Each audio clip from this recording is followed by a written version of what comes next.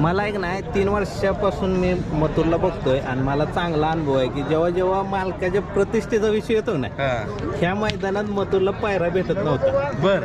आणि जेव्हा जेव्हा मालकाची प्रतिष्ठा येते ना पणाला तेव्हा मथुर पळणार का तर 100% पळणार. आणि ती कॉम्बिनेशन आहे पळतो लगेच.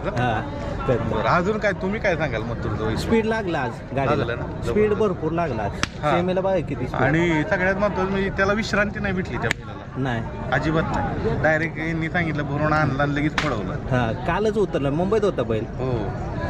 नाही ही खासियत आहे. मग मी राहुल दादांना बी नेहमी म्हणतो, तक्रार करतो, तुम्ही बैल इकडे लेट पळवायला सुरुवात केली नाही तर अजून त्याचा इतिहास वेगळा असता. मी पहिल्या मुलाखतीत सांगितलंय, हे साक्षीदार आहेत की तुम्ही 3 फेऱ्यात पण पळा तो तेवढ्याच गतीनं पळणार, तेवढाच सक्सेस होणार जसा बिनजोड मध्ये.